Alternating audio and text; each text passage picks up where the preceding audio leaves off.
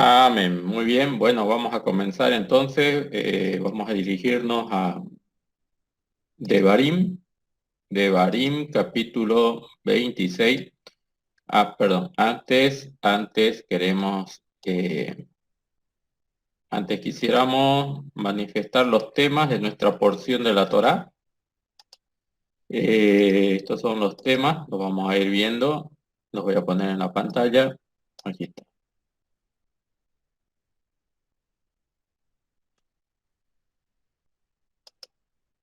Este es el esquema de todo lo que, o el panorama de lo que representa la porción de la Torá Ki Tabo.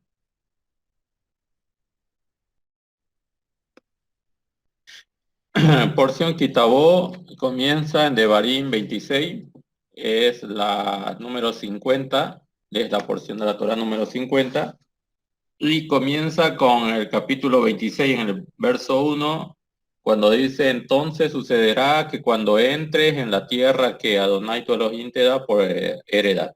De ahí viene la palabra kitabó, que es al entrar o cuando entre.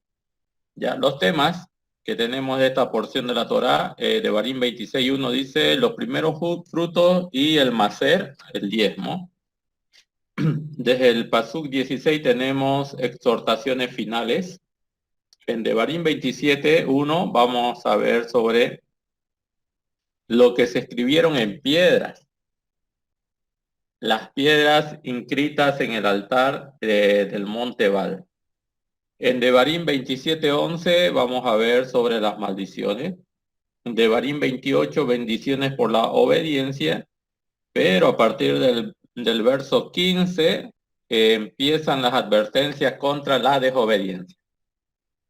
En Devarim 29:2 vamos a ver sobre el pacto renovado en Moab. Bien, estos son los temas, entonces vamos a ir a leer la lectura en Devarim capítulo 26:1. Básicamente estos son los temas con los cuales vamos a estar desarrollando nuestra temática de la porción de la Torá del día de hoy.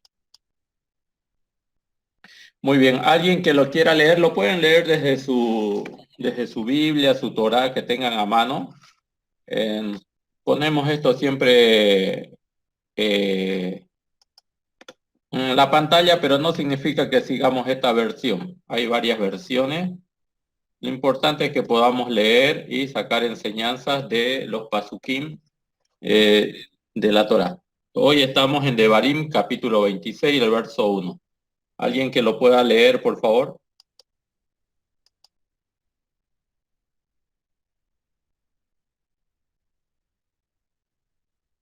¿Alguien se anima?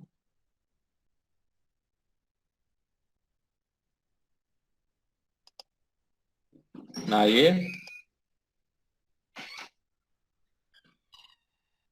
Bueno, entonces iré leyendo e iremos desarrollando las ideas.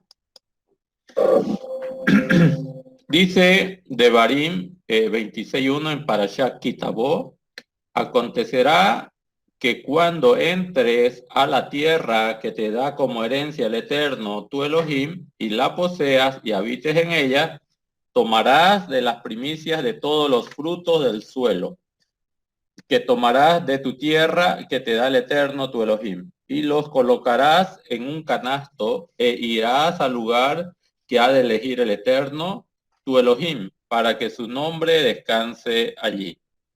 Vendrás a aquel que sea el sacerdote en aquellos días y les dirás: yo declaro hoy a el Eterno, tu Elohim, que he venido a la tierra que el Eterno les juró a nuestros antepasados que nos daría. El sacerdote tomará el canasto.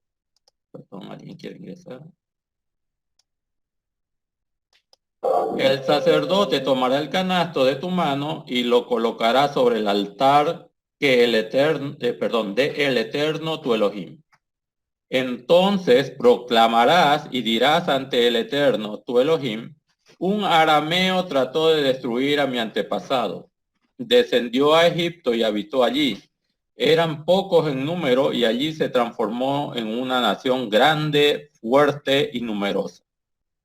Los egipcios nos maltrataron y nos afligieron y colocaron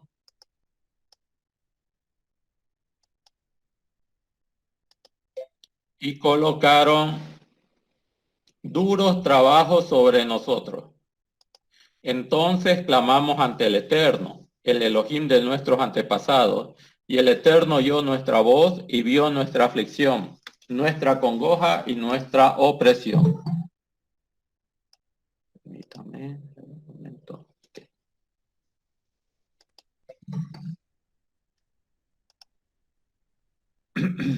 Bueno, muy bien. Volvemos al Pasuk 8, dice, el Eterno nos sacó de Egipto con mano fuerte, con brazo extendido y con gran imponencia y con señales y maravillas. Él nos trajo a este lugar y Él nos dio esta tierra, una tierra en la que fluye leche y miel. Perdón, ¿alguien más quiere ingresar?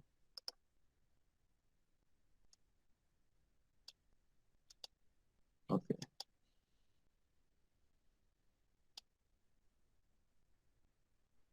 Muy bien.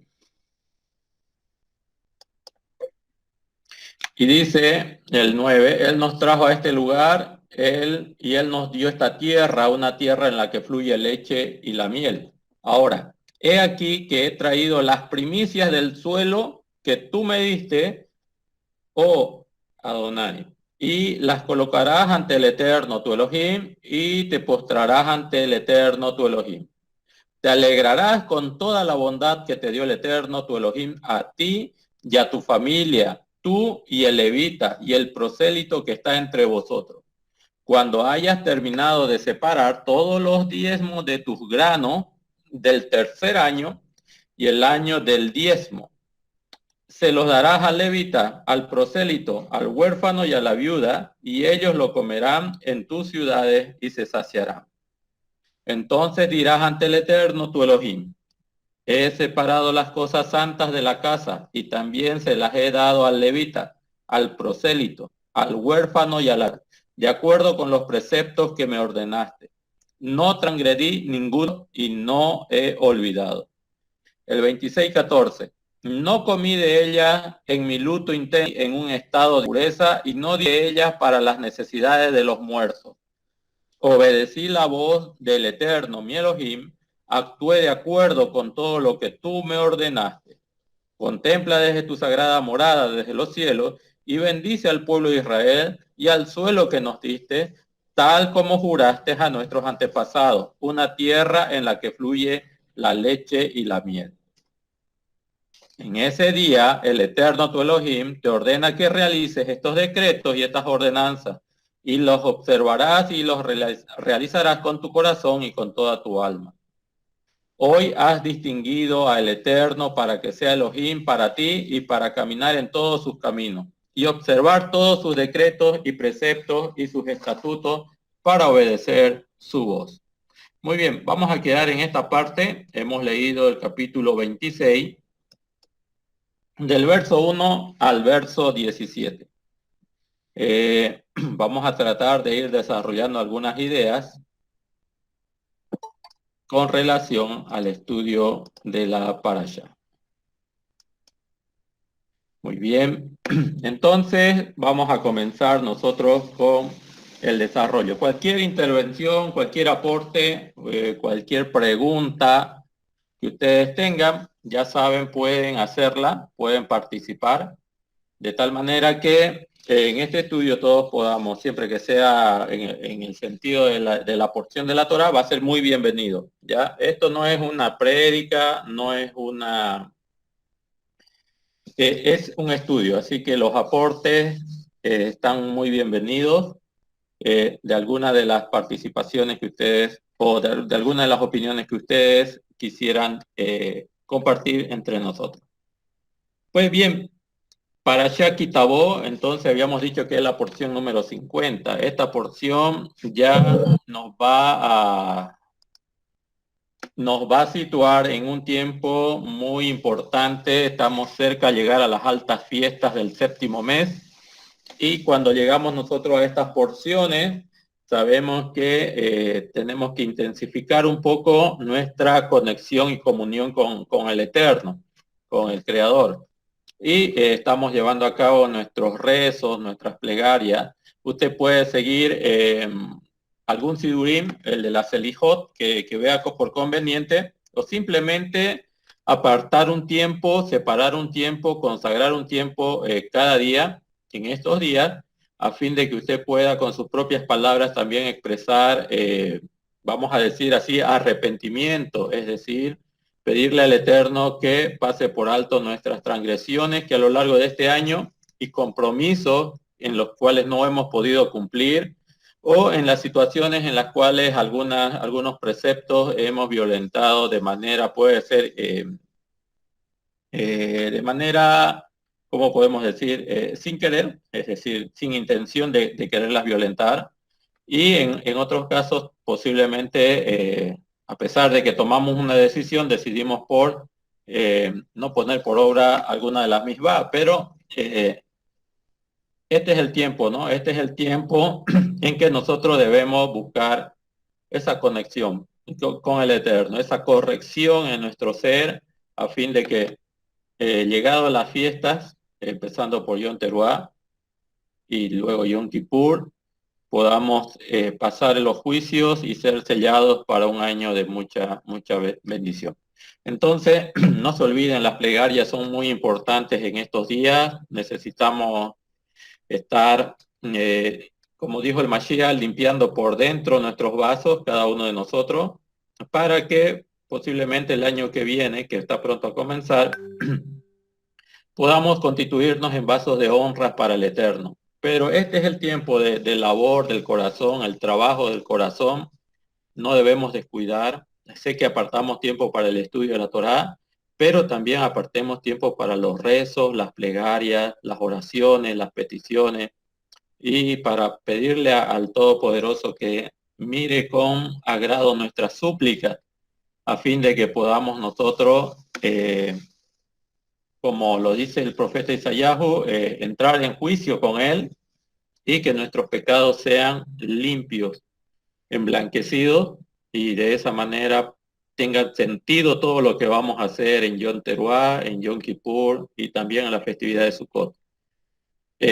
Recuerden que hay una mashal, una parábola que contó nuestro santo maestro, Rabbi Yehoshua. Él habla sobre la parábola de un hombre de un rey que hace una fiesta para su hijo y invita a los invitados. Muchos se excusan y al final tiene que invitar a los que no quiso invitar primero, pero los tiene que invitar porque a la fiesta pocos estaban asistiendo. Y sucede que una de las personas primeras invitadas al final se arrepiente, pero sin tener el tiempo necesario de prepararse, se presenta en la festividad con ropa no adecuadas para la festividad que había hecho este rey para su hijo. Y bueno, eso puede suceder también en nuestras vidas si es que nosotros no tomamos con preparación todo lo que viene más adelante, ¿no? Las festividades. Todas estas festividades que se vienen adelante tienen un momento de preparación. Esta preparación es a través de la plegaria. Y a veces queremos llegar a participar de esta preparación, de estas festividades, pero sin podernos preparar. Y es más, todas estas festividades que son parte del séptimo mes son santas convocaciones, son tiempos consagrados, son tiempos que el Todopoderoso ha determinado para estar conectado con nosotros, relacionado con nosotros. Entonces, en ese sentido es que nosotros también debemos prepararnos. Así como nos preparamos para Pesach, así como 3 días antes nos preparamos para Shavuot, también estos 30 días o 40 días antes de Yom Kippur debemos prepararnos. De tal manera que cuando lleguemos a formar parte de estos tiempos especiales que el Todopoderoso ha determinado para nosotros, podamos tener un tiempo de preparación y no ingresar simplemente como querramos o querer a último momento ponernos a cuenta con el Eterno.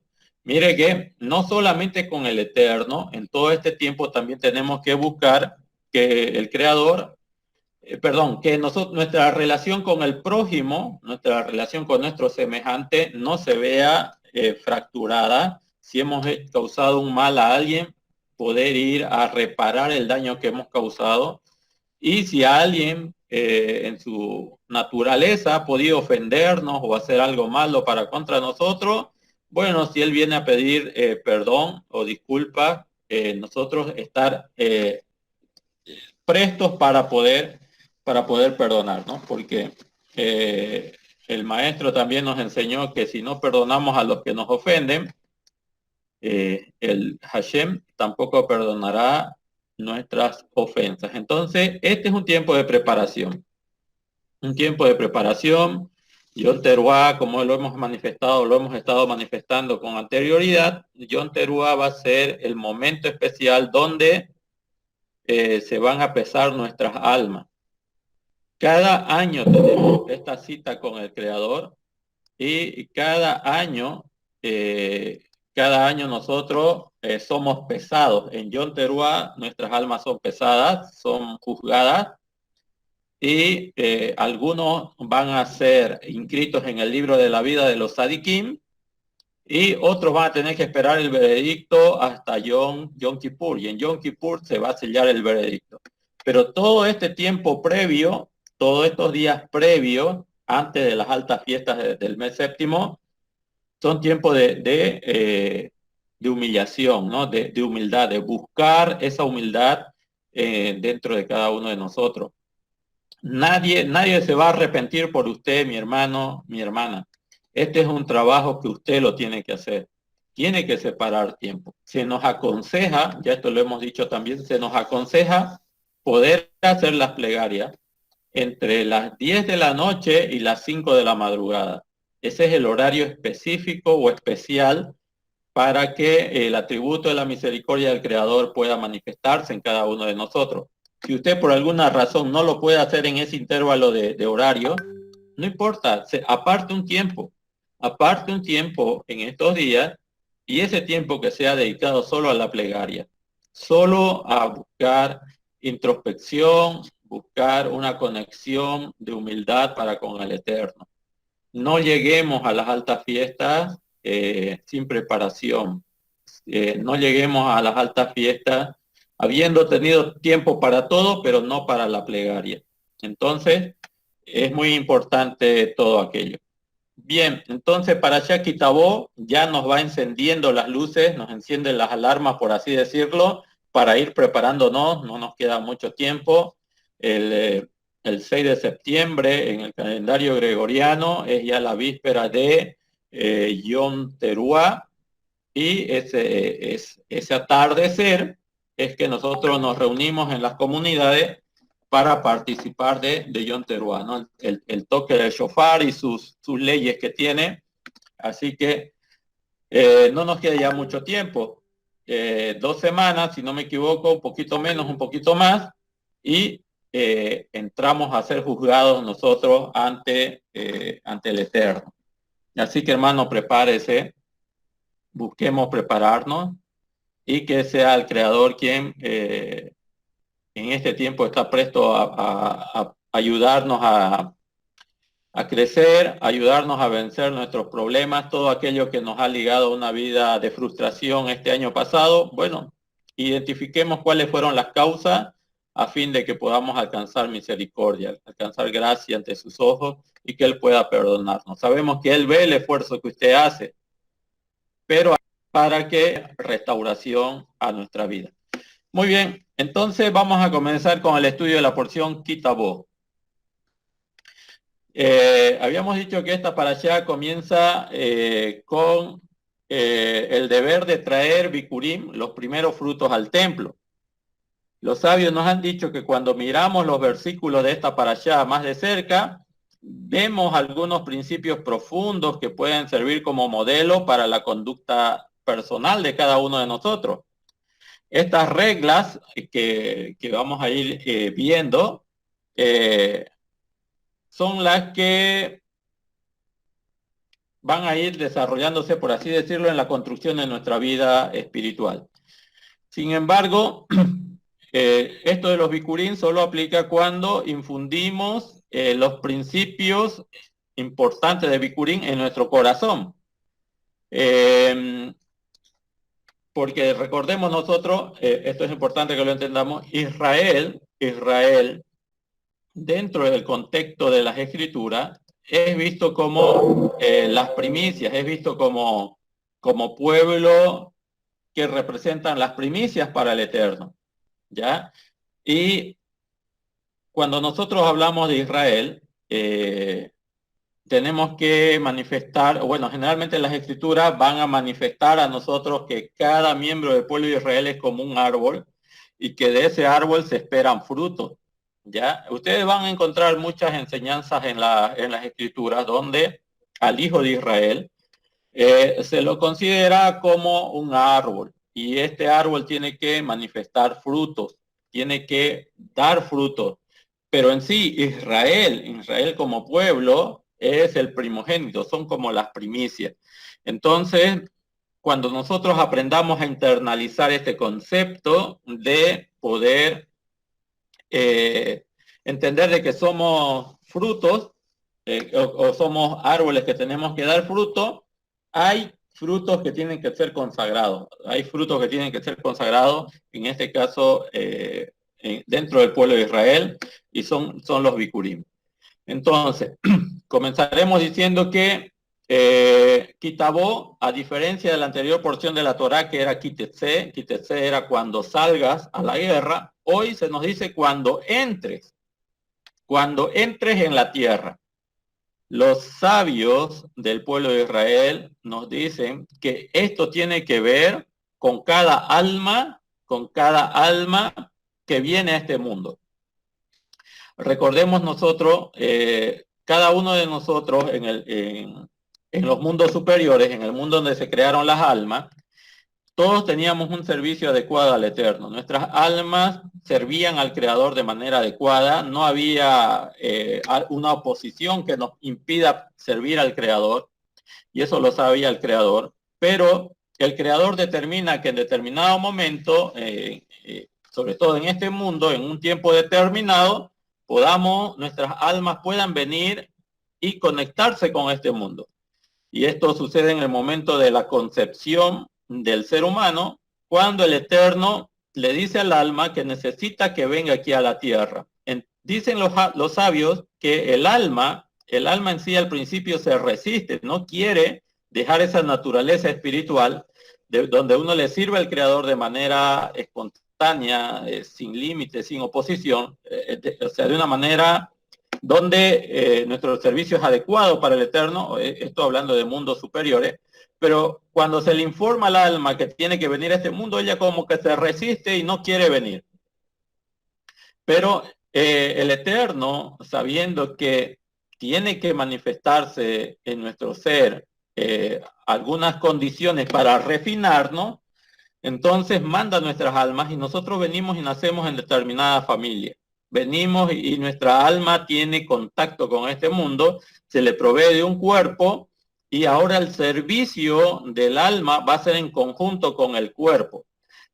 Jamín, los sabios dicen que cuando la Torá dice cuando entres, esto significa cuando el alma deja los mundos superiores y entra aquí en la tierra. Ya entra en conjunción, en armonía con el cuerpo, y el cuerpo va a ser el medio en este mundo por el cual vaya a manifestar el servicio al Creador.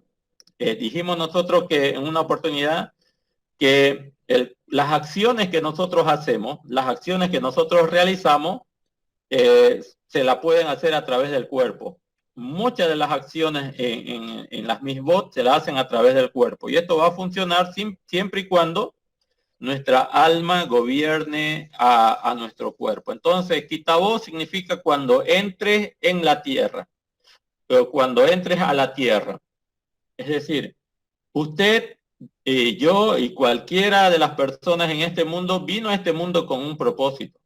El propósito es poder someternos a la voluntad del Eterno, poder refinarnos y al momento de refinarnos poder brindar un servicio adecuado al Creador. El Creador lo hace para probar para probarnos a cada uno de nosotros qué tan diligente vamos a ser o qué tan negligente podemos ser en el servicio donde se nos presentan oposiciones. Recordemos que en este mundo, en el mundo material de la materia, hay límites que tenemos que vencer, como el espacio, el tiempo.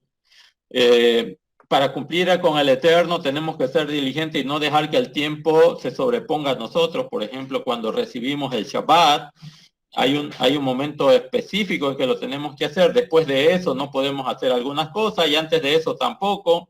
Entonces, todo lo que se manifiesta en este mundo material se lo va a hacer en conjunción de nuestra parte espiritual y el cuerpo.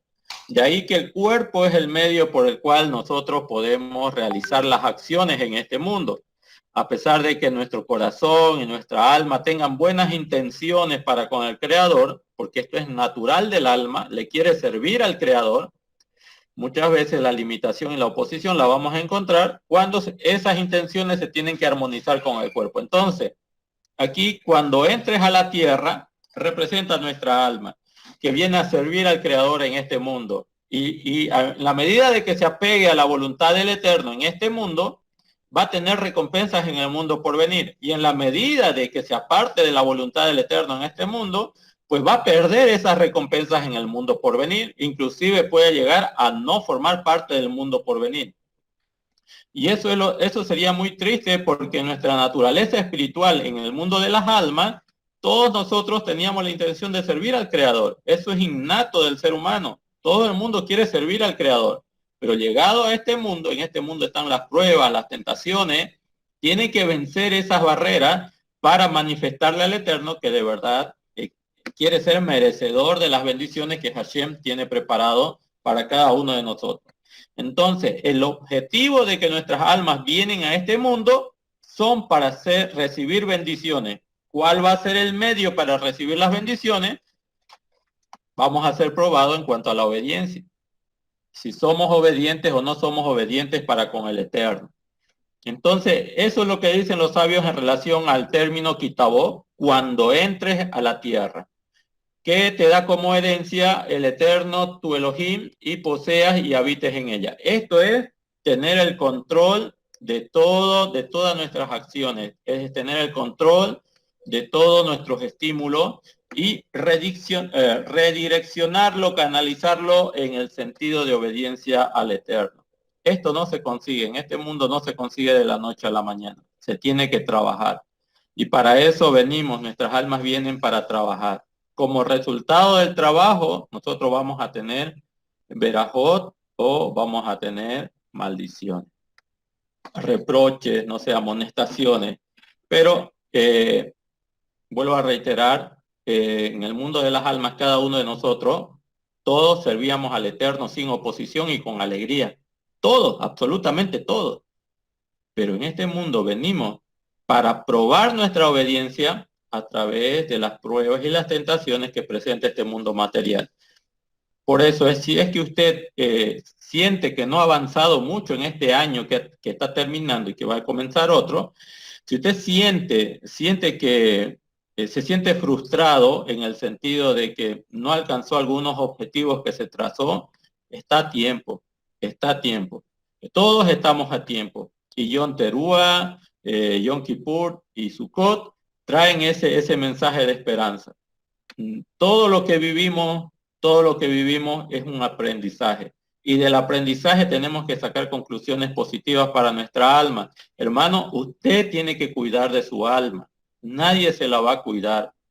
Nadie más va a cuidar el alma sino solamente usted. Todos los errores que usted cometió a lo largo de su vida o este último año son aprendizajes para poder ser cuidadoso con su alma de aquí en adelante y brindar un servicio adecuado al Creador. Entonces, todas las experiencias, tanto positivas como negativas, que hemos vivido a lo largo de este año que este año pasado, tienen como finalidad refinarnos, no volver a cometer esos errores, no volver a cometer esas faltas. De ahí que nuestras almas están siendo entrenadas y capacitadas en este mundo para refinar y perfeccionar nuestro servicio al Creador. Bueno, esto es lo que podemos comentar con relación al pasaje 1. No sé si hay alguna opinión, algún comentario de alguien que quiera aportar con relación al término quitabó. Podemos dar este espacio. Cualquier opinión que ustedes brinden es muy importante, es muy importante. Todo lo que ustedes hayan estudiado y quieran compartirlo, tienen este espacio. Pueden interrumpir, pueden decir, hermano, yo quiero aportar, yo quiero decir esto. Inclusive pueden decir, hermano, no estoy de acuerdo, yo pienso que esto es así. No importa, eso es el estudio. Entonces, usted siéntase en la libertad de participar, de aportar y de edificar. Estamos estudiando, no estamos predicando ni imponiendo. Si alguien quisiera comentar por ahí, con relación al término quitabó, ¿nadie? ¿Alguna opinión? Bueno, continuamos entonces. El Pasuk 2 dice, tomarás las primicias de todos los frutos del suelo, que tomarás de tu tierra, que te da el Eterno, tu Elohim, y los colocarás en un cesto o un canasto e irás al lugar que ha de elegir el Eterno, tu Elohim, para que su nombre descanse allí. Bien, decíamos nosotros que cuando miramos estos versículos, en esta porción de la Torá un poquito más de cerca, vamos a ver algunos principios profundos que pueden servir como modelo para nuestra conducta personal. Sin embargo, esto solamente va a aplicar cuando infundimos estos principios en nuestro corazón y que a su vez será nuestra recompensa. ¿Qué es la misbah del bicurín? Cuando una persona entra en su huerto y ve un higo o una granada madura, debe atarle una cuerda y declarar que son bicurín para los kohanim del templo, ¿ya? Hay un proverbio que dice, no recuerdo bien el pasaje, ustedes lo pueden, tal vez ustedes sí recuerdan, el que presenta sus primicias, o sea, el Eterno también lo va a bendecir, no recuerdo bien el texto, pero hay un pasaje en proverbio, no, creo que es 3.19 o 3.9, no estoy muy seguro, pero habla de las primicias. ¿Cómo se obtienen las primicias en el pueblo de Israel? Sabemos que las primicias tienen que ver mucho con la agricultura, sobre todo en el pueblo de Israel, y una persona del pueblo de Israel está obligado cada año a separar las primicias, los primeros frutos para el Cohen. ¿Cuál es el procedimiento que nos han explicado los sabios? Bueno, cuando alguien ve, ustedes saben que toda planta siempre dispara algunos frutos primero, maduran algunos frutos primero, y luego los otros van en proceso de formación para ser cosechados un poquito más adelante. Esto sucede casi con todas las plantas. Esos primeros frutos tienen que ser muy bien identificados por el agricultor, por el dueño del espacio de terreno. Una persona que en Israel, o generalmente todo el pueblo de Israel, en los momentos en que entraron a poseer la tierra prometida, tenían espacios de terreno ya determinados y ellos sembraban y cosechaban. Pero cuando cosechaban, tenían que tener mucho cuidado de los primeros frutos. Entonces, cuando ellos veían que algunos se disparaban primero y maduraban primero, ¿qué hacían? Iban y ataban. La tradición dice que era con un cinto rojo. Y la verdad que no sabría decirle si es así o no es así. Pero la mayoría de los sabios enseñan de que iban y ataban los primeros frutos con cintos rojos. ¿Qué significaba que hacían un moñito o los ataban con cintos rojos? Que esos frutos estaban prohibidos para ser ingeridos por el dueño del huerto. Prohibido. Eso era lo que se consagraba. Consagrar es separar, es apartar para los Cohen o los Kohanim de las ciudades o los Levín que vivían entre sus ciudades. Pero no podían ser consumidos por el agricultor, por el sembrador, por así decirlo. Entonces, el procedimiento era ese.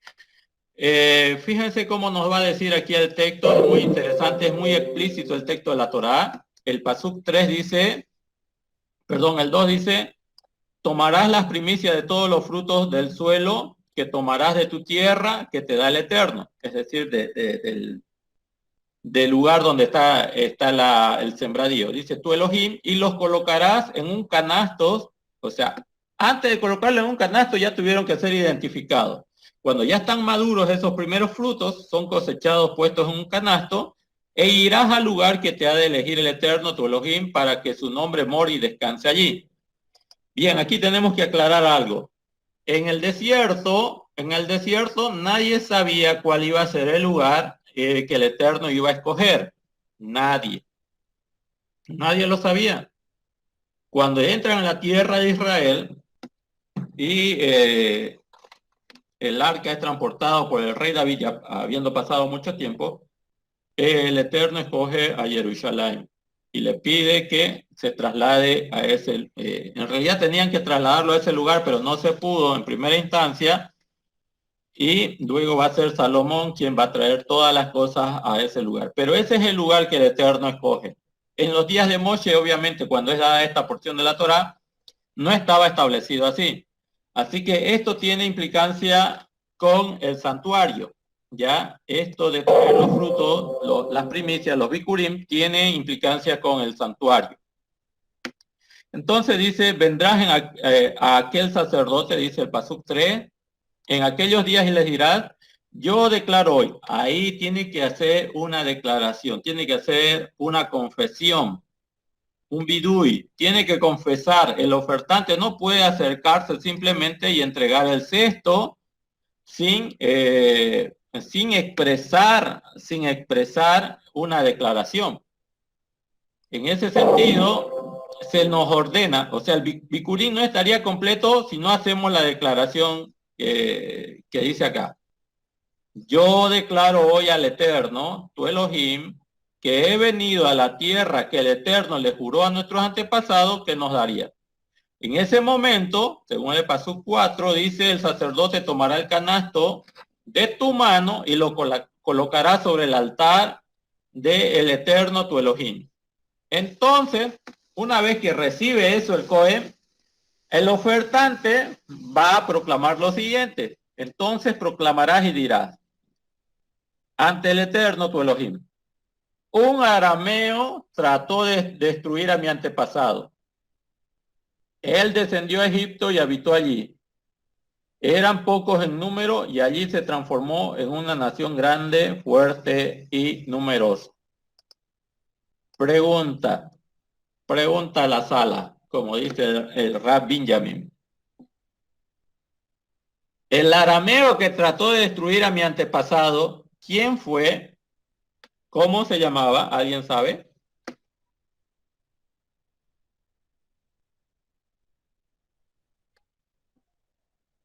¿Quién fue el arameo que trató de destruir a nuestro antepasado?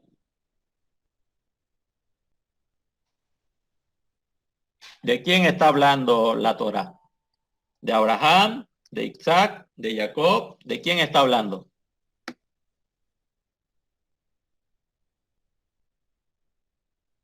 Pregunta a la sala. ¿Nadie? Hermano, ¿no es Balak? No, no es Balak. Pero la historia de los judíos era que ellos venían de Egipto como esclavos, ¿no? Así que Dice, claro, Abraham o Jacob, ¿no? Abraham o Jacob. ¿Tuvo conflicto Abraham con un arameo?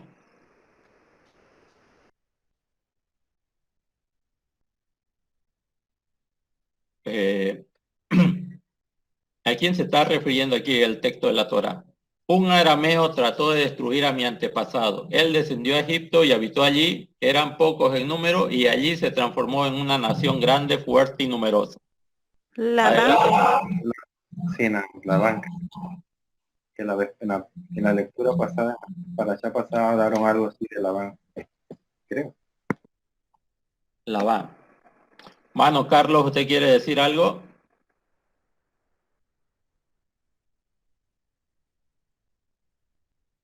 Bien. se está hablando aquí de Jacob, ¿verdad? El arameo que trató de destruir a nuestro antepasado fue su suegro tío, que era Labán de Haram, el arameo, por eso le decimos el arameo, de Haram.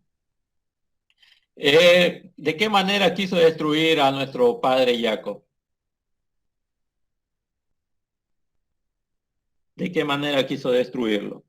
Bueno, primero él lo engañó muchas veces, ¿no? Hizo que se case con una hija, luego hizo que se case con la otra, lo tuvo mucho tiempo trabajando, luego él mismo se quiere quedar con todas sus posesiones y casi lo mata a Jacob y mata a sus hijas y mata a toda su descendencia. Casi cumple el cometido, casi. Entonces, aquí la Torá nos está diciendo que estuvo a punto de perecer Jacob. Luego que Jacob sobrevive, Jacob empieza a establecerse en la tierra de Israel, pero por diversas circunstancias que acontecieron, Joseph, es más, uno de sus hijos fue utilizado para que toda la familia de Jacob descienda a Misraim, en Egipto.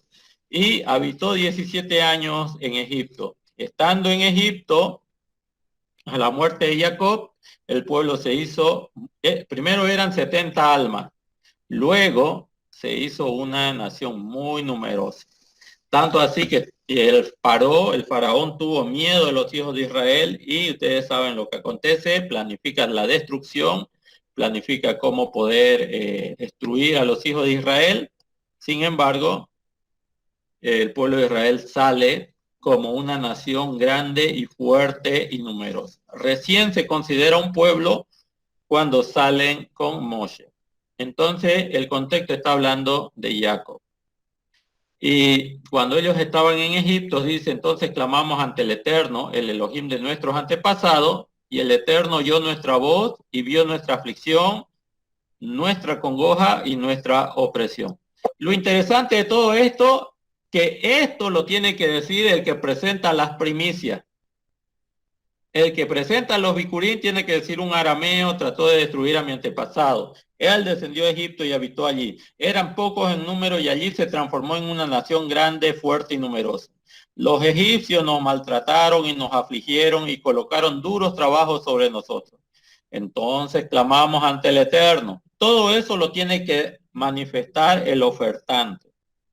El Elohim de nuestros antepasados y el Eterno oyó nuestra voz y vio nuestra aflicción y nuestra congoja y nuestra opresión. Luego dice, y el Eterno nos sacó de Egipto con mano fuerte y con brazo extendido, con gran imponencia y con señales y maravillas.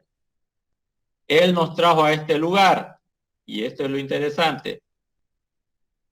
Él nos trajo a este lugar y Él nos dio esta tierra, una tierra en la que fluye leche y miel.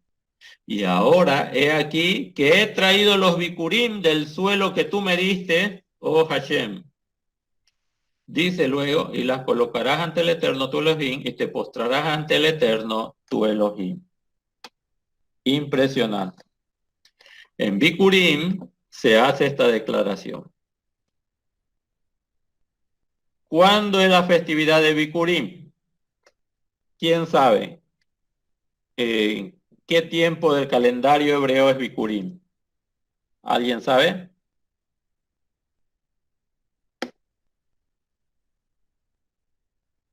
¿Cuándo es que se presentan las primicias? Los bikurim.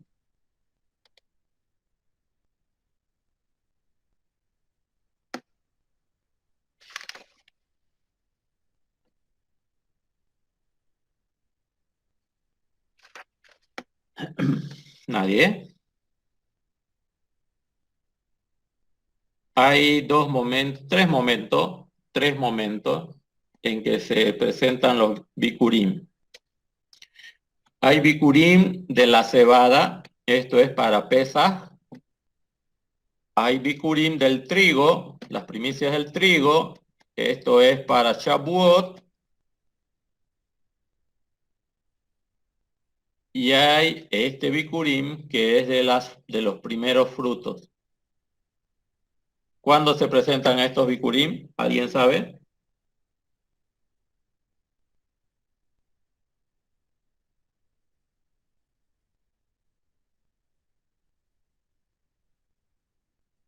No saben. Cada año lo explicamos. En Sukkot. En Sukkot. Hay bikurim de cebada, Pesach, hay bikurim de trigo, Shavuot, y bikurim de los frutos de los árboles, que es Sukkot. En estas tres festividades, escuchen bien los que son varones, los hombres, ningún varón se tiene que presentar con las manos vacías ante el Eterno. No se pueden presentar con las manos vacías ante el Eterno. Si son agricultores y viven en la tierra de Israel y hay un santuario, entonces tienen que ser muy cuidadosos con los bikurim. Los bikurim se consagran. Obviamente usted no se va a dedicar solamente a los árboles frutales, va a tener trigo, va a tener cebada, va a tener otros alimentos. Las primicias, si es de cebada, se llevan en el tiempo de panes sin levadura, hamatzot. Si es de trigo, se llevan en Shavuot. Y si son frutales, se llevan en Sukkot.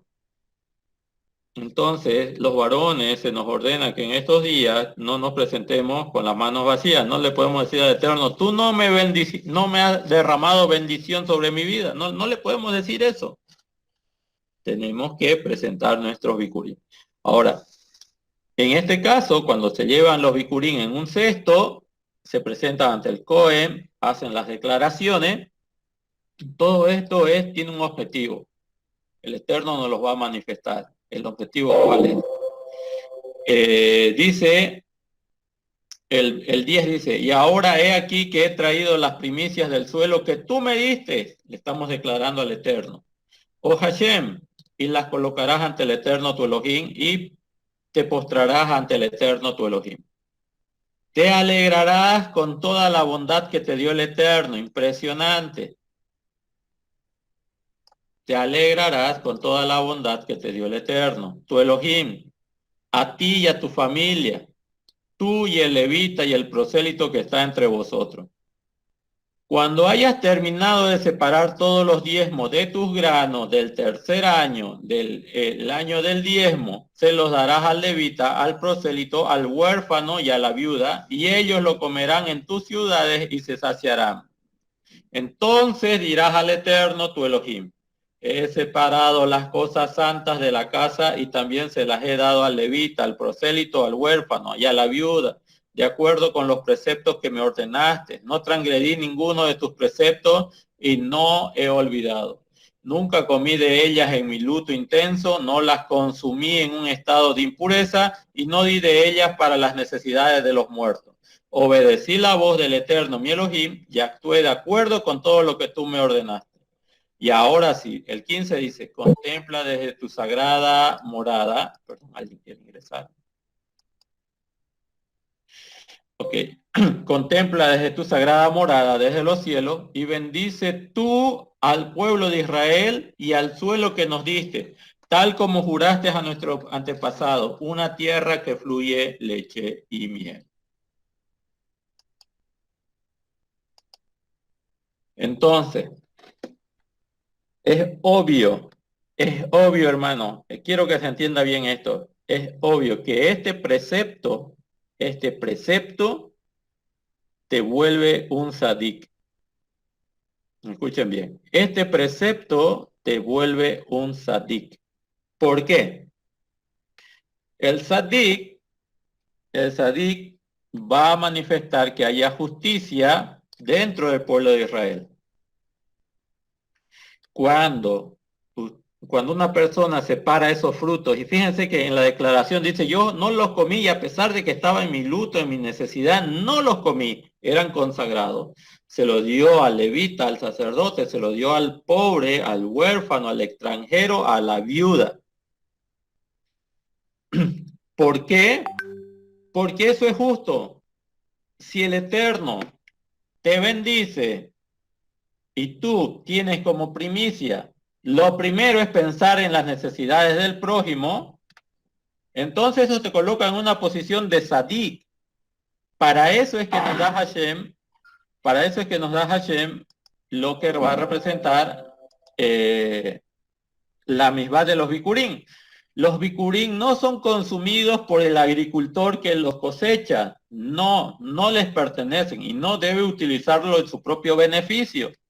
Con eso tiene que asistir al necesitado, al levita que no tiene tierras para cultivar, no tiene tierras para prosperar, tiene que dárselo a la viuda, a una mujer que no tiene quien la sustente, tiene que dársela al huérfano que no tiene padre quien lo sustente, tiene que dárselo al extranjero que pudo ser que salió huyendo como esclavo de otra nación y vino a residir en medio del pueblo de Israel y no tiene quien lo sustente.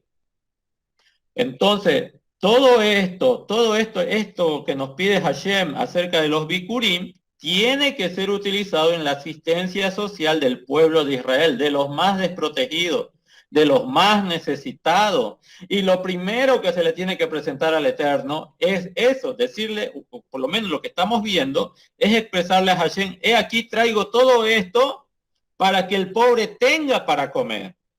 Porque ya tú a mí me bendijiste. Pero ahora yo primero quiero pensar en el pobre, quiero pensar en el más desprotegido, en el que más lo necesita. Esa es la cultura de la Torá. Esa es la enseñanza que está detrás de los bikurim. Hermano, nosotros no vivimos en Israel. No tenemos tierra física en Israel. Entonces estamos exentos de los bikurim porque no hay templo. Estamos exentos de los bikurim porque no hay templo. Pero es una buena práctica que en las comunidades donde se practica Torah, nosotros separemos, obviamente no de la agricultura, separemos de nuestros ingresos. Bueno, en su momento ya hablamos cómo tratar de separar las primicias. Y eso, hermano, las comunidades no lo pueden utilizar sino en la asistencia social. Pensar en el pobre. Pensar en el pobre. Para eso eran los bikurim. Para eso eran los maser del tercer año. Era para pensar en el pobre. Y lo que tenía que declarar el que presentaba los bikurim, que era lo que declaraba, que él no sustrajo nada ni utilizó nada en su propio beneficio, sino que viene a cumplir con el precepto del Eterno, tal y como el Eterno lo ordenó. Interesante. Y por eso el verso 15 dice, contempla desde tu sagrada morada y desde los cielos, y bendice a tu pueblo Israel y al suelo que nos diste, tal como juraste a nuestros antepasados, una tierra que fluye leche y miel. Hermano, imagínense, ¿cómo es que podemos ser bendecidos? La bendición que nosotros recibimos de parte del Eterno tiene que salir primero de nosotros. Esta es la regla general para ser bendecido por Hashem. Si nuestra nación, hablando de Israel, si el pueblo de Israel va a ser bendecido, Israel, cada miembro de Israel tiene que pensar en el pobre, tiene que bendecir al pobre, al necesitado, al huérfano y a la viuda. Solo así, Hashem va a bendecir a su pueblo. El asunto es que nosotros hemos sido preparados mentalmente para pedir al Eterno sin hacer nada y que el Eterno primero nos bendiga y luego con la bendición que tenemos recién bendecir con lo que nos sobre al que necesita. Pero la lógica de la Torah es al revés. Usted tiene que bendecir al necesitado primero. Y Hashem va a bendecir a su pueblo después. Por eso es que nosotros tenemos que en estas tres festividades, ya sea Pesach, Shavuot o ya sea Sukkot, Los varones no podemos presentarnos con las manos vacías y decir, el Eterno no me bendijo este año. Eso no existe, hermano. No existe eso. Y si usted tuvo carencias este año, puede ser porque el año pasado usted no presentó sus primicias. Y no estamos forzando a que lo haga, porque recordemos que no aplica esto en la actualidad porque no hay sistema sacerdotal y tampoco hay un santuario. Pero es la actitud. Tenemos que enseñarle a nuestros hijos que nunca pierdan el horizonte, el objetivo. Tenemos que practicar estas misbot, no porque apliquen en este tiempo, sino para formar el carácter observante de nuestros hijos y de nosotros mismos para cuando todo sea restaurado. Y hacerlo así, hermano, va a traer bendición para nuestras vidas. Pensar en el pobre es lo fundamental para ser bendecido. Pensar en los maestros de Torá que se dedican a tiempo completo y no tienen otra función sino solamente enseñar. Solamente enseñar. No estamos hablando de ninguno de los líderes de la comunidad porque gracias al Eterno, el Eterno nos ha provisto de trabajo. Pero cuando vemos a alguien que se entrega a tiempo completo para la enseñanza, hermano, si usted no piensa en esa persona que le está enseñando en su comunidad, ya sea en Venezuela, en México, en Perú, donde usted esté, entonces usted no va a recibir bendición. Todos siempre somos bendecidos. Y para que vuelva la bendición a nosotros, es decir, para que Hashem nos bendiga, primero tiene que salir bendición de nosotros. Eso es lo que nos enseñan los bikurim. No es que el Eterno me tiene que bendecir primero para luego ayudar a los demás. Eso no es así. Usted disponga su corazón para hacer justicia, para hacer un sadik. No es correcto que la viuda, que no tiene quien lo sustente, esté sufriendo de hambre. Si usted tiene algo con que asistirlo, tiene que hacerlo. Es su obligación, es su responsabilidad. Si usted ve a un huérfano que no tiene quien lo proteja, no tiene quien lo alimente, es su responsabilidad como Bene Israel, como hijo de Israel, asistirlo. Al extranjero, asistirlo. Al necesitado, asistirlo. Si hacemos eso, entonces Hashem nos va a bendecir.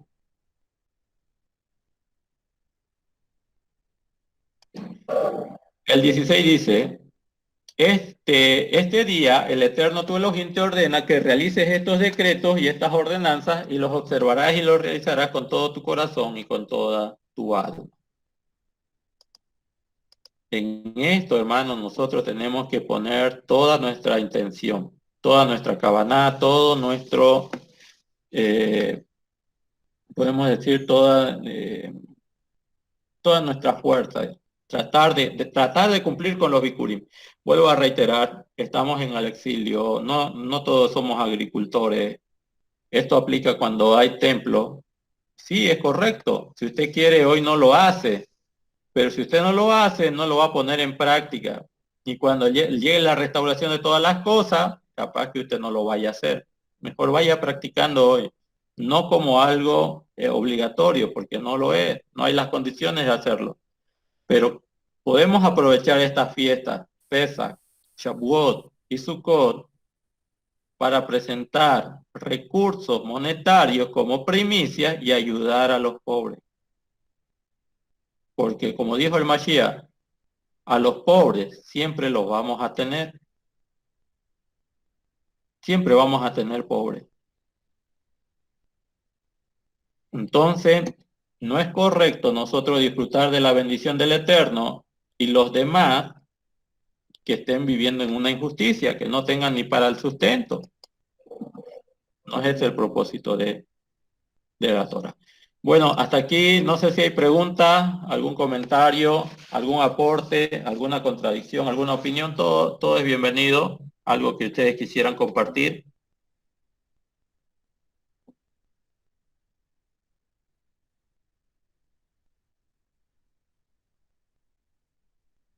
¿No hay ninguna opinión?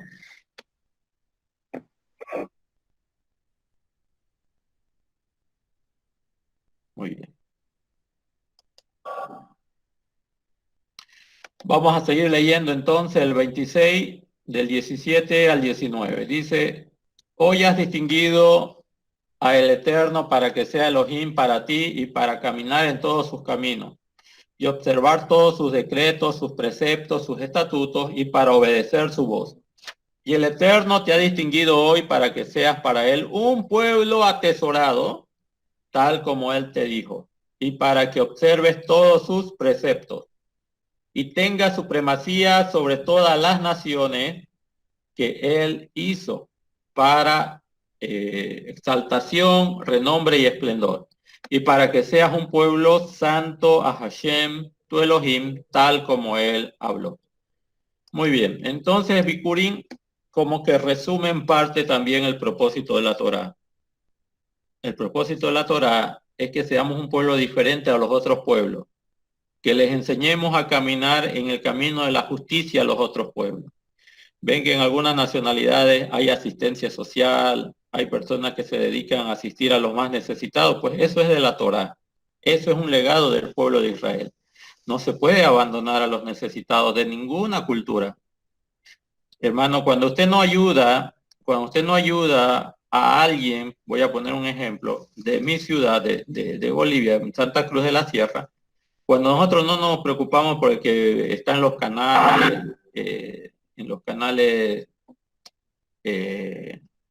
aluviales, por así decirlo, no los ayudamos, creemos que no tenemos responsabilidad para con ellos, el egoísmo que yo estoy manifestando en contra de ellos, al final me puede llegar a afectar. Porque esas personas para subsistir, para poder desarrollar su vida, para poder alimentarse, van a tener que dejar esos lugares, salir y asaltar, robar, matar, inclusive por un pedazo de pan, por un pedazo de comida, un poco de comida. ¿Por qué? Y eso puede llegar a afectarme porque el asaltado o al que roban puede ser a mí. Pero la raíz, ¿cuál ha sido? Mi egoísmo. Mi egoísmo que no quiso centrar ayuda en esas personas, no quiso ayudar a esas personas que están muy desprotegidas. Usted ve a una persona indigente que utiliza drogas y en vez de ayudarlo se aparta o trata de no relacionarse con ellos. Si usted tiene esa actitud egoísta, tarde o temprano eso le va a llegar a afectar. Le va a llegar a afectar. Porque la delincuencia va a nacer desde ahí. Y lo que el Eterno nos dice que es importante preocuparnos por el sufrimiento de las otras personas. Yohanan Hamakbil decía, el que tiene dos capas, dé una al que no tiene.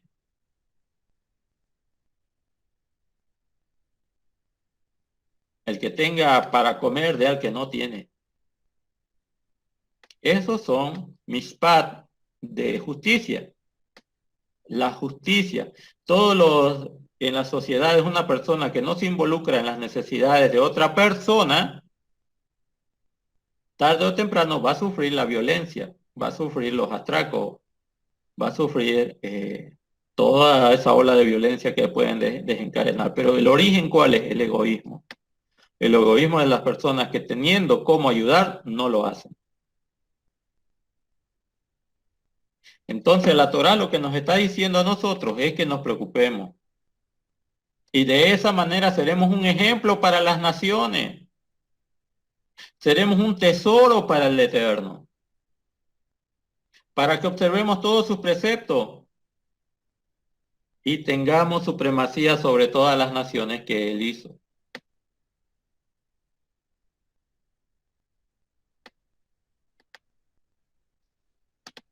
Entonces los Bikurim vienen a enseñarnos a nosotros que la bendición solamente viene cuando nosotros bendecimos a los demás. Ok, vamos a irnos al capítulo 27. ¿Alguna pregunta, algún comentario, alguna idea que ustedes quieran proponer sobre lo que estábamos leyendo?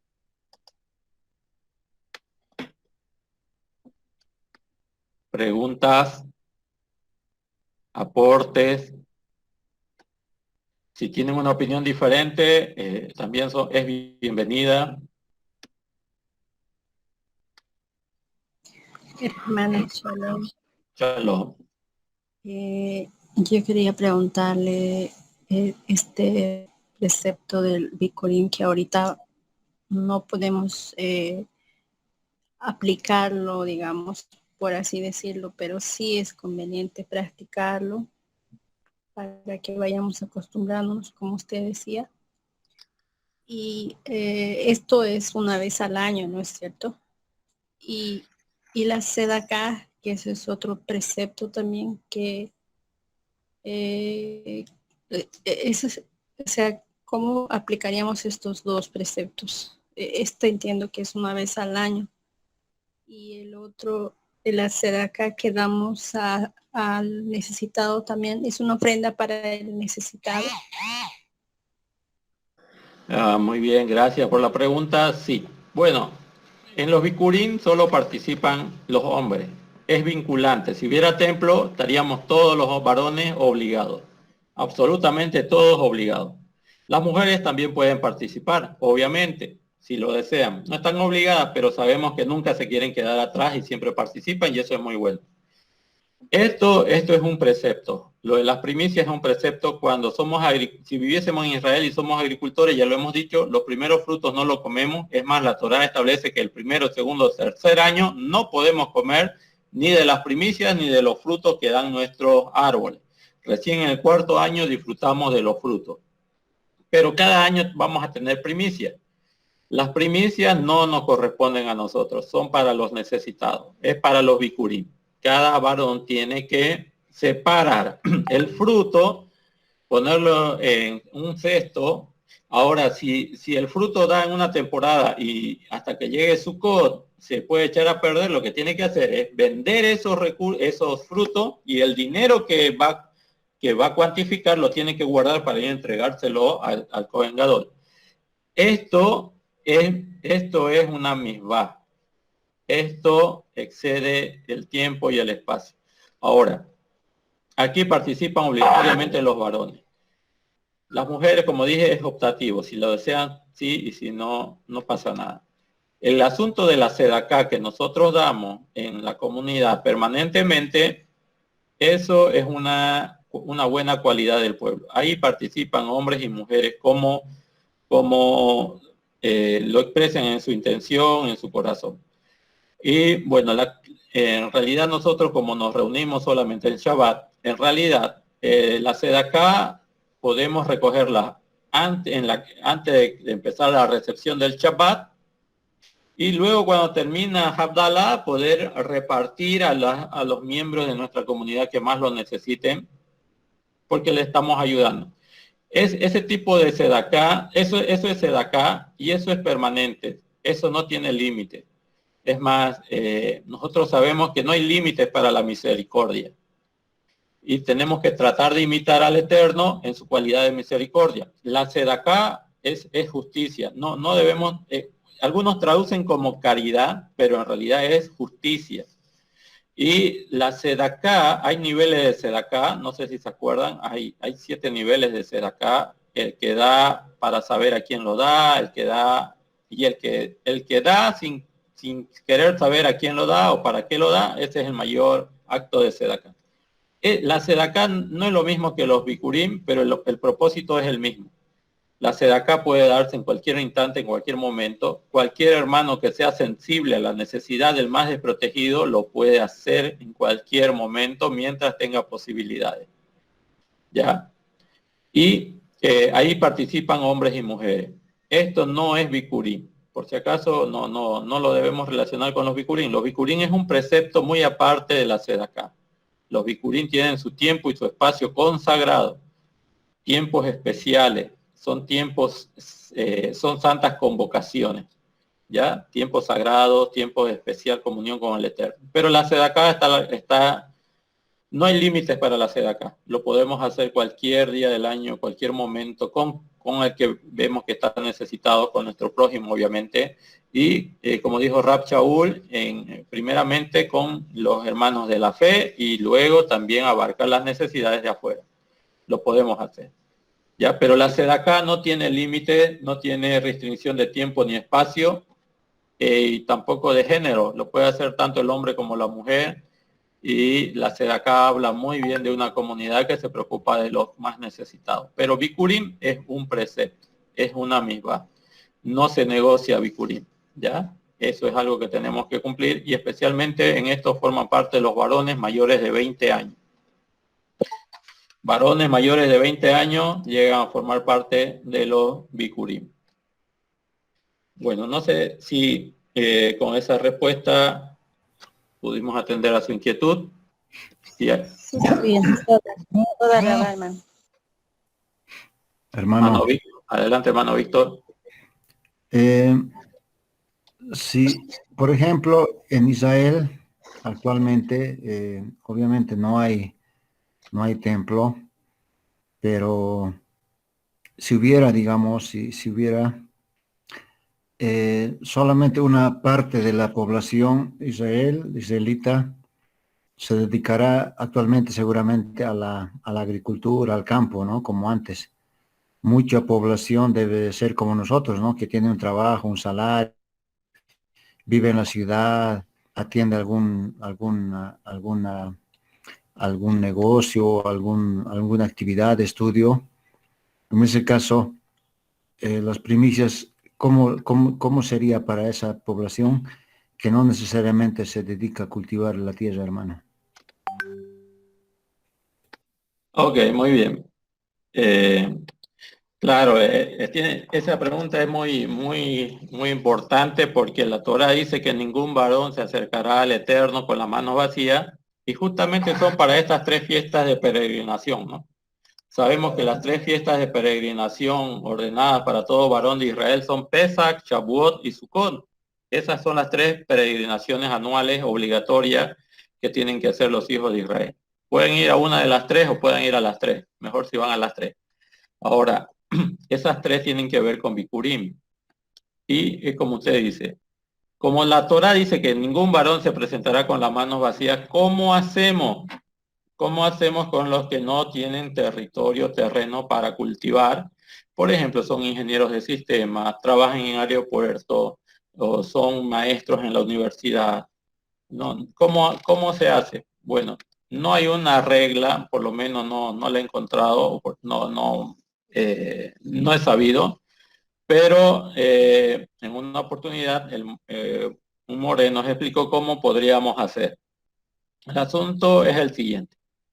De todo el ingreso que a usted le llega, obviamente, si usted es un comerciante, vamos a poner el ejemplo de un comerciante.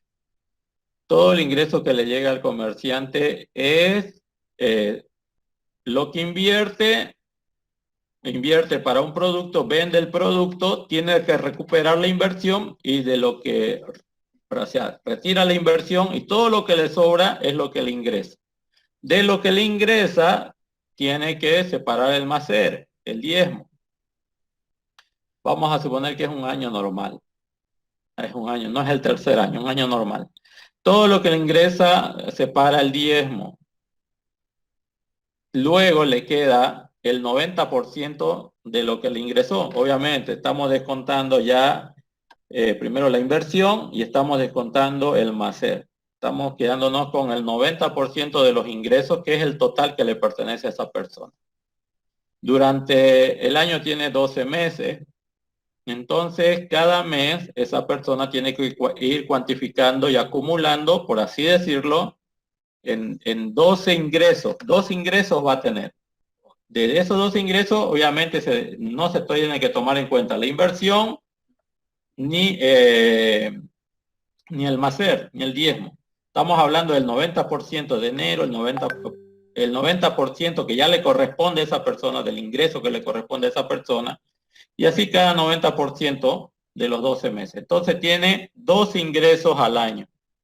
De los 12 ingresos al año va a sacar una suma total, que sería el ingreso anual.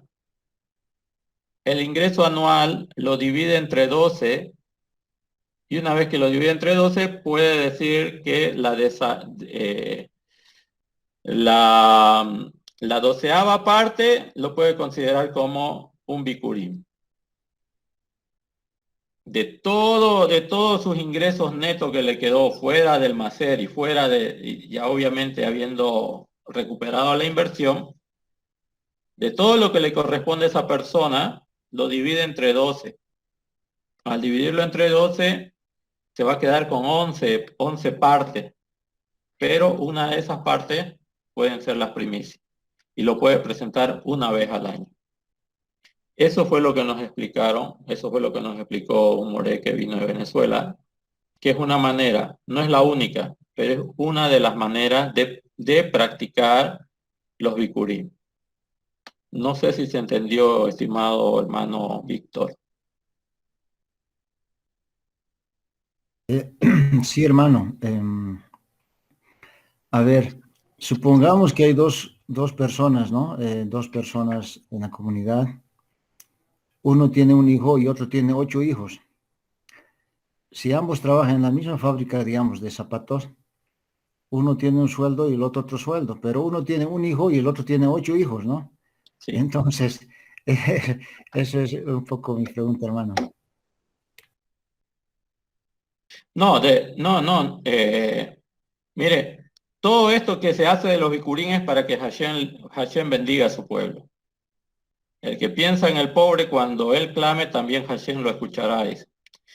Tanto el que tiene un hijo como el que tiene 8 hijos, del neto que le queda en el año, lo divide entre 12, no importa si tiene 20 hijos, lo divide entre 12, la 10ª parte lo puede entregar como primicia de parte de él. Ese año, le voy a poner un ejemplo, ese año vamos a suponer que esta persona tenía 15.000 bolivianos. Lo dividió entre 12, no sé cuánto sale 15.000 entre 12, un poquito menos de 1.500. Vamos a suponer 1.300, no estoy muy seguro. Pero eso lo entrega como su primicia. Le está quedando algo así de 13.200, 13.800. Tiene 8 hijos que alimentar.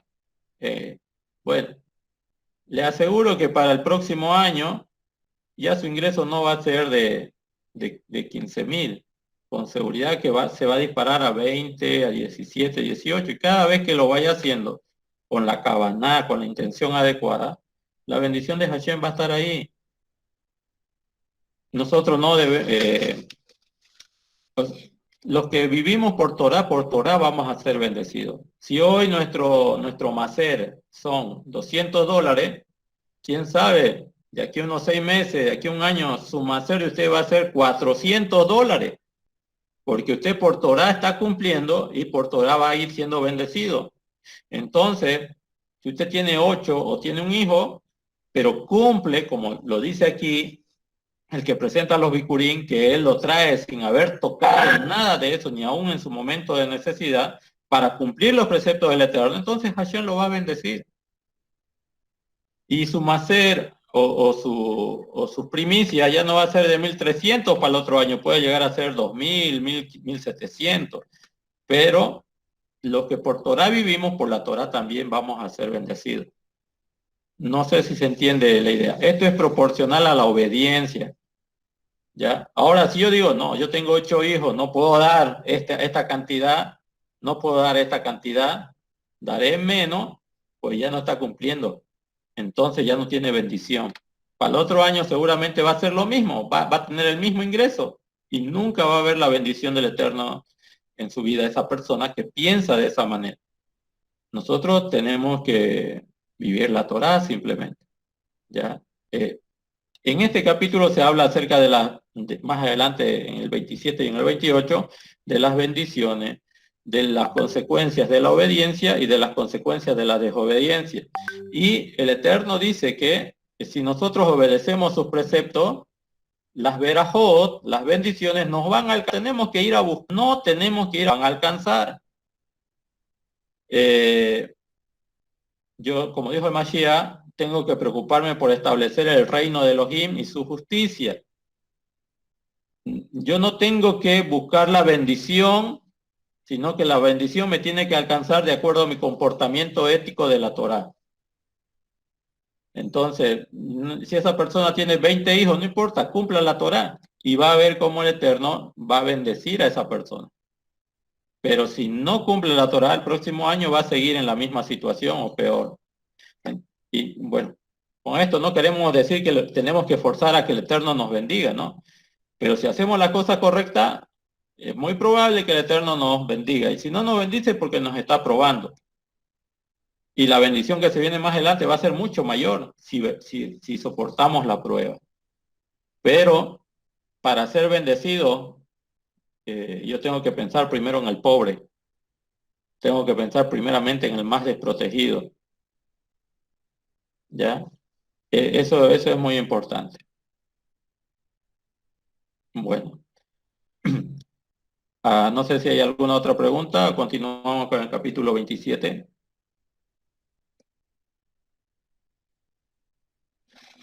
Muy bien. Hermano Edibardo, desde Panamá, ¿usted será que puede leer el capítulo 27, por favor? Sí, hermano. Adelante. Dice, Moshe y los ancianos de Israel dieron órdenes al pueblo diciendo, observa todo el precepto que te ordeno este día. Ocurrirá el día en que cruces el Jordán hacia la tierra que te da el Eterno, que erigirás grandes piedras y las revocarás con cal.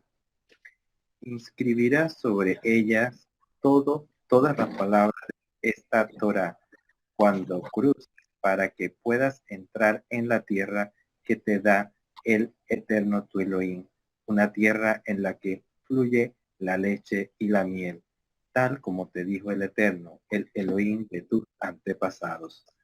Acontecerá que cuando cruces el Jordán, erigirás estas piedras acerca de las cuales te ordeno hoy, sobre el monte Ebal, y las revocarás con cal.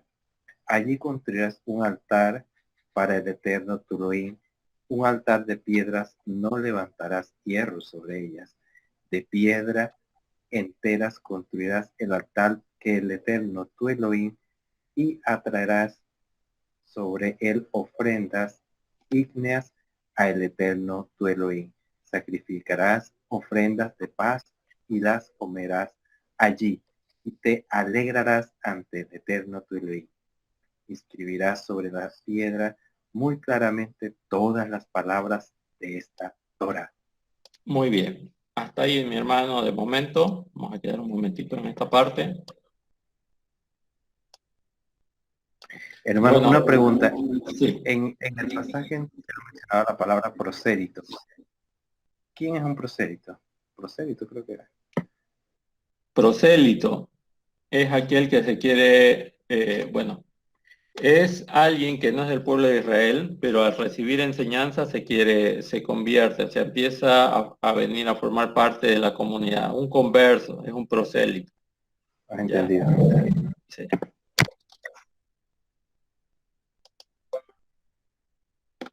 Moshe, el altar en el monte Ebal. Esto lo vamos a entender un poquito mejor cuando ya se pongan de un lado los Levíim y del otro lado también, uno sobre el monte Gerizim y otro sobre el monte Ebal, y empiecen a pronunciar las bendiciones y las maldiciones. Devarim 27.1 dice, Moshe y los ancianos de Israel dieron órdenes al pueblo diciendo, observa todo el precepto que te ordeno este día. Así que esto es importante para cuando el pueblo de Israel vaya a entrar a la tierra prometida. Dice, ocurrirá el día en que cruces el Jordán o el Jardín hacia la tierra que te da el Eterno tu Elohim, que erigirás grandes piedras y las revocarás con cal. Inscribirás sobre ella todas las palabras de esta Torah. Interesante. ¿Qué quiere decir esta frase? Inscribirá sobre ellas todas las palabras de esta Torá.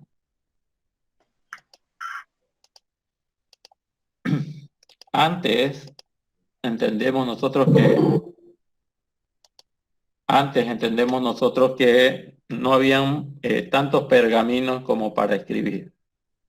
Pero aquí el Eterno le está pidiendo que inscriba sobre piedras las palabras de esta Torá.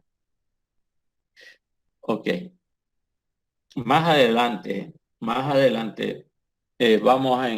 a escuchar al profeta Ezequiel que el propósito del Eterno va a ser que la Torah no sea inscrita en tablas de piedra, sino que sea manifestada en corazones sensibles. Y mucho más adelante va a decir el Mashiach, le va a decir a los líderes de su generación, les va a decir, si vosotros fuereis hijos de Abraham, las obras de Abraham haría. Y de cierto les digo que Hashem es capaz de levantar descendencia a Abraham de estas piedras. ¿Qué es lo que le quiso decir con estas palabras el Mashiach? Que en realidad un hijo del Eterno es quien obedece la Torah. Por lo menos las estudia, por lo menos las vive. Y aquí lo que nosotros estamos viendo, que esta orden, para cuando entren a la tierra prometida, se le está ordenando que escriba o inscriba. Inscribir significa agarrar un cincel y escribirla. Antes había un tipo de escritura. Imagínense escribir capítulos, escribir toda este precepto en piedra. No iba a ser un trabajo fácil, pero el Eterno así lo ordena. Ahora, estas piedras son las que van a tener el testimonio de esas escrituras. Pero, como les vuelvo a reiterar, el profeta Ezequiel manifiesta, ¿no?, de que va a llegar un momento en que el Eterno no va a dejar estas escrituras inscritas solamente en piedra. O sea, la idea era de que las vean, las estudien, las internalicen y las pongan por obra. Va a llegar un momento en que, obviamente, se tienen que preparar las condiciones para que esto acontezca, y eso ya está aconteciendo. El despertar de la Torá, el llamado interno de cada alma al servicio del Eterno, ya está comenzando en todo el mundo. Todo el mundo está saliendo de los sistemas religiosos para estudiar la Torá. Y se están preparando los corazones. Se están preparando los corazones para que las palabras de Hashem, a través del estudio que nosotros estamos llevando a cabo, y en otras comunidades lo hacen con mayor intensidad, tal vez, o mucho mejor que nosotros, pero todo esto está produciendo de que se forme un pueblo que va a empezar a obedecer los preceptos de Hashem, como Hashem mismo lo ha establecido. Y esto va a ser solamente por obra del Eterno. Ya. Nosotros no podemos en este tiempo dejar de estudiar la Torá. Si estas palabras fueron grabadas en piedras para esa generación, el objetivo es que ellos, cuando entren a la tierra prometida, mediten en estas palabras y empiecen a internalizarlas, empiecen a hacerla parte de su vida. Pues ahora nosotros no tenemos las escrituras en piedra. Gracias al Eterno aumentó la ciencia, el conocimiento. Usted puede conseguirse una versión de las escrituras, en cualquier idioma. Pero esas escrituras tienen una finalidad de que usted las medite, de que usted las ponga por obra y las internalice en su ser interior, a fin de que usted sea preparado para toda buena obra, para que usted ande en los preceptos de Hashem, para que usted sea un representante, un embajador del Eterno en este mundo, una luz, una luminaria del Eterno en este mundo. Entonces, esto que les pide el Eterno, obviamente, a los hijos de Israel en el desierto, pero que lo van a hacer cuando entren a la tierra prometida, es que no se olviden de meditar en las escrituras que Hashem está entregando a su pueblo. Ya, la diferencia entre Israel y las naciones, recuerden que en las Abdalá decimos, no, Hashem, tú que haces diferencia entre Israel y las naciones, porque el Eterno hace diferencia. La diferencia es en el nivel de espiritualidad, el grado de obediencia que tiene que manifestar Israel en relación a las naciones. Tiene que enseñarle a las naciones a andar en los caminos de Hashem. Y ese es el propósito de Israel. Para eso tiene que estudiar. El estudio de la Torá va a hacer que nosotros podamos entender cómo aplicar la Torá en nuestras vidas. Hermano, estamos hablando del estudio de la Torá. Usted no tiene que negociar los tiempos de estudio de Torá. No lo negocie. Trate de estudiar todo lo que pueda la Torá. Todo lo que usted invierta en esfuerzo en Torá va a ser reflejado en luz para los demás. Y nosotros tenemos que retornar a realizar las obras primeras. Es decir, tenemos que volver a lo que fue ordenado por el Eterno a través de Moshe su siervo y confirmado a través del Mashiach Yehoshua. ¿Ya? Ese es en parte, para eso vino el Mashiach también. Entonces, estas piedras son testimonio de los preceptos del Eterno. Pero estos preceptos, cuando dice el profeta que van a ser más adelante, ya no van a ser grabados en tablas de piedra, sino en nuestra mente y en nuestro corazón, esto significa que tienen que haber las condiciones, se tienen que ir preparando las condiciones para que haya un pueblo que vaya a ser el receptor de la Torá en el sentido espiritual, es decir, que la estudie y la aplique, que la estudie y la viva. Y no simplemente la estudiemos, pero parte, como dice Rav Shaul, ¿no? La obediencia viene por el oír la Torá. La traducción dice, la fe viene por el oír la palabra, pero podemos entender que la obediencia, el cumplimiento, el objetivo de la Torá va a venir por estudiar la Torá. Hay que estudiar la Torá para luego poder aplicarla. Y de esa manera formar el ser interior en nuestras vidas que sirva adecuadamente al Eterno. En línea de lo que dice el profeta Ezequiel, que cuando dice que el Eterno va a poner su Torá en nuestra mente y en nuestros corazones, tenemos una mashal del Mashiach, Yehoshua. ¿Alguien se acuerda la mashal del sembrador? ¿Alguien se acuerda? ¿Alguien se la sabe de memoria, la mashal del sembrador? Había una que él tiraba semillas. Muy bien, esa mi hermano. A ver, descríbanosla, ¿cómo es esa mashal? ¿Cómo es esa parábola? Es básico, ¿no? Yo creo que antes de estudiar Torah ya no la sabíamos. Descríbala. Él tiraba las semillas, unas caían sobre espinas, otras caían sobre un terreno pedregoso y otra caía pues sobre una tierra más fértil. Y unas producían una cantidad, otras producían poco, pero las que caían en terreno fértil eran las que más producían. Y bueno, creo que era esa. Claro, pero alguien que nos la pueda describir, la parábola del sembrador o la mashal del sembrador. Alguien, yo creo que a estas alturas todos no la sabemos. Yo quisiera que alguien la describa, más o menos como la enseñó el Mashiach, para que encontremos su interpretación y veamos lo que quiere decir Ezequiel cuando dice que la Torá será puesta en nuestra mente y en nuestro corazón. ¿Alguien que la pueda decir para todos? ¿Cómo es la mashal del sembrador? He aquí el sembrador salió a sembrar la semilla. ¿Qué más sigue? Y parte de la semilla cayó ¿en dónde? Junto al camino. Junto al camino. Y otra parte cayó ¿en dónde?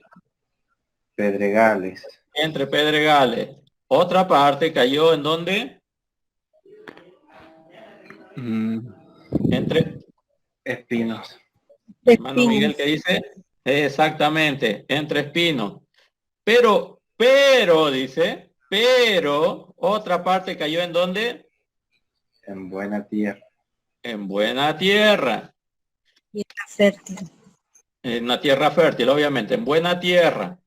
Y las que cayeron en buena tierra dieron fruto al 30. ¿Qué más? Al 60. ¿Y qué más? Y al 100, ¿no? Por uno. Al 100 por uno. Es lo que dijo el Mashiach, ¿no? Yo soy el Derek, yo soy Haemet, yo soy, ¿cómo se dice vida, hermano Pablo? Vida en plural, ¿cómo se dice en hebreo? Hayim. No está nuestro maestro de hebreo por acá. Bueno, el Mashiach dijo, no, yo soy el camino, la verdad y la vida, y esto tiene que ver con un servicio, un crecimiento en cuanto al servicio del Eterno. Una vida piadosa, el camino, tener buenas cualidades, una vida de estudio de Torah, vivir en la verdad. O sea, el camino es tener una vida piadosa, vivir de acuerdo a la voluntad del Eterno Vivir en la verdad es vivir de acuerdo a la Torá, y tener la vida es el objetivo, el servicio de todo hijo de Israel, de vivir espiritualmente la Torá en todas las facetas de su vida. Y la única manera de conectarnos con el Padre es viviendo la Torá en ese nivel. Por eso el Mashiach dijo, yo soy Haderek, Haemet y Hayim. Yo soy el camino, la verdad y la vida.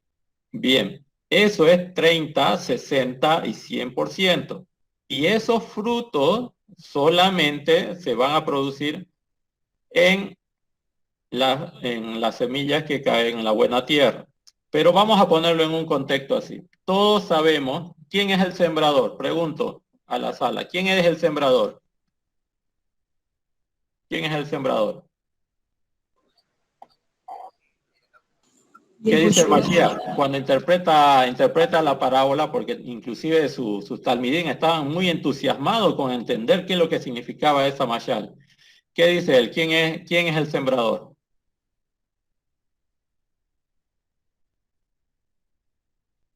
El Hijo del Hombre. El Hijo del Hombre es el sembrador. ¿Qué es la semilla en esta mashal? La palabra. La palabra, ¿no? La enseñanza dada por el maestro, la palabra, la enseñanza de Torah dada por el maestro es la palabra. El campo o las tierras o los diferentes lugares donde cae la palabra es el corazón del hombre.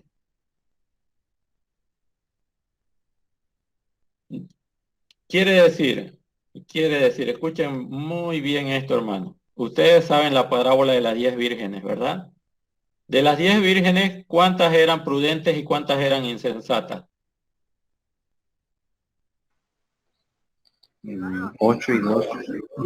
No. No. ¿Cuántas? ¿Cuántas prudentes y cuántas insensatas? Ah, no. ¿Alguien, por favor? No puede ser que a estas alturas no sepamos esas enseñanzas tan básicas. 5 mujeres insensatas y 5 mujeres prudentes. Muy bien. Entonces, fíjense cómo estructura el Mashiach sus parábolas. Vamos a hacer un nivel muy bajo. Hay otros maestros que lo enseñan a un nivel mucho más superior. Yo no tengo esa capacidad, pero un nivel muy bajo. Fíjense que el Mashiach habla de 10 vírgenes, pero 5 son prudentes y 5 son insensatas. 5 van a entrar en el gozo del Señor y a las otras 5 de nada les sirvió su religiosidad. El conocimiento de Torah como que no les ayudó mucho porque no fueron acompañadas de obediencia. Es lo que aprendimos en porciones anteriores de la Torah. Sin obediencia no agradamos al Eterno. Sin fe, fe es obediencia, ¿no? Sin obediencia, imposible agradar a Hashem. No se puede agradar a Hashem sin obediencia. La traducción dice sin fe es imposible agradar a Elohim.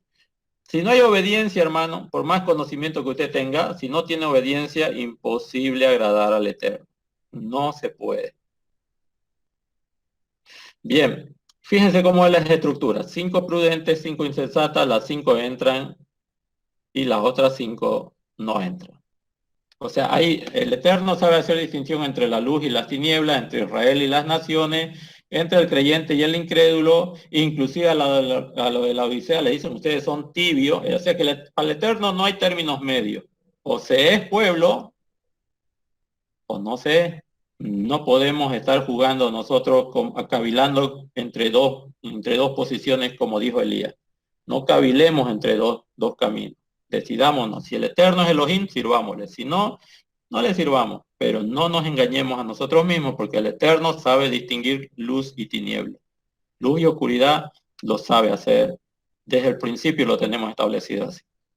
Entonces, el Mashiach luego habla de un campo con 4 diferentes tipos de terreno. 3 de los terrenos no sirven para nada, uno es el que sirve. Uno es el que sirve. Los otros terrenos no producen fruto ni siquiera el 5%. Del terreno bueno, de la tierra fértil, de ahí se produce al 30, al 60 y al 100 por 1. Entonces,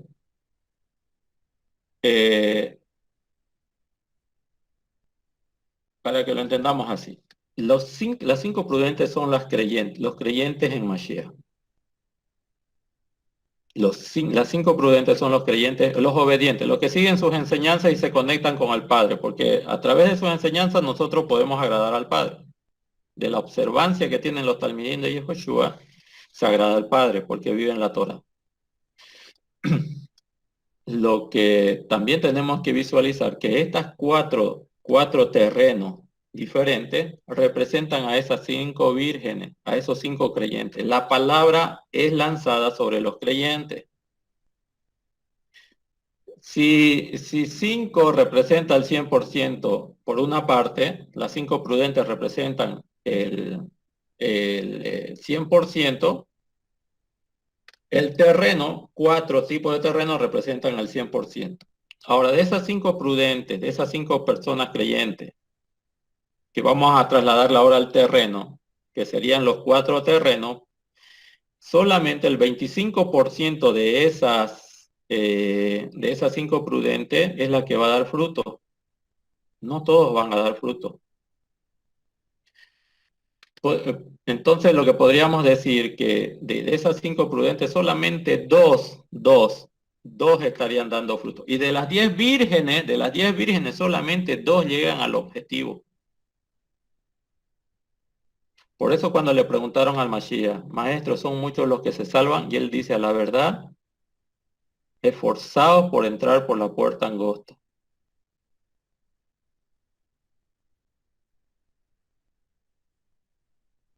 Esforzados a entrar por la puerta angosta, porque muchos procuran entrar por ella, pero son pocos los que se salvan, son pocos los que lo logran. De las 10 vírgenes, solamente 2 van a dar fruto. De las 10 vírgenes, solamente 2 van a poder tener en su mente y en su corazón grabadas las enseñanzas, la voluntad del Eterno. No es fácil, hermano. De esas 5 prudentes, algunas están muy afanadas en los negocios, algunas en parte al principio están muy gozosas en servir al Eterno y con el tiempo se apagan. Hay otras que no se comprometen, siempre están junto al camino, pero no están en el camino, pero solamente una parte es la que da fruto. Y las tierras, el campo es el corazón del hombre. Y no todas las semillas van a dar fruto. No todas las personas que reciben enseñanza se van a comportar de acuerdo con lo que espera el Eterno que se cumpla la Torah en sus vidas. Por eso las enseñanzas del Mashiach son no muy esperanzadoras, pero es la verdad. Es la verdad. Maestro, son muchos los que se salvan, a la verdad son pocos.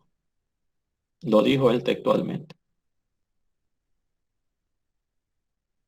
Esforcémonos, hermanos, en estudiar Torah, a estudiar para aplicar. Para eso el consejo que damos, no estudie usted para enseñar, sino más bien establezca una comunidad en su país, en su nación, reúnase con otras personas que tengan el mismo sentir, trate de organizar una comunidad.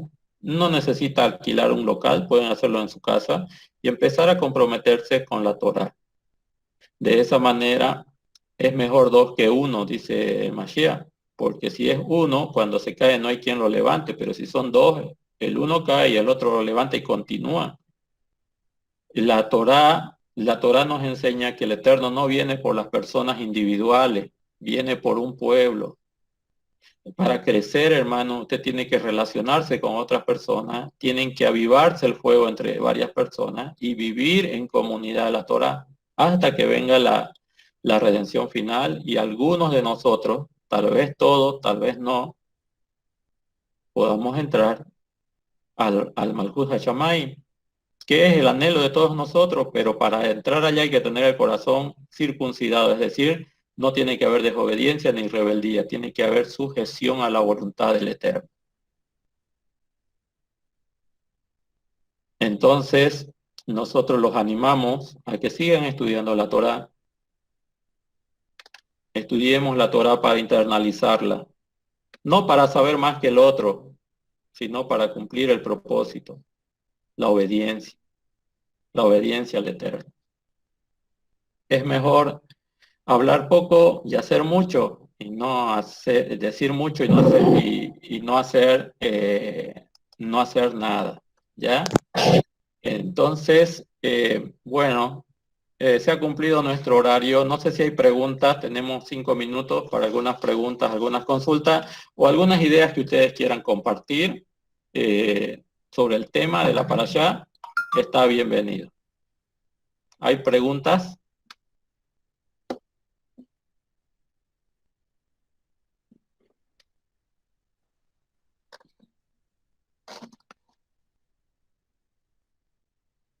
¿Tienen preguntas? ¿No hay preguntas? ¿Algunos aportes?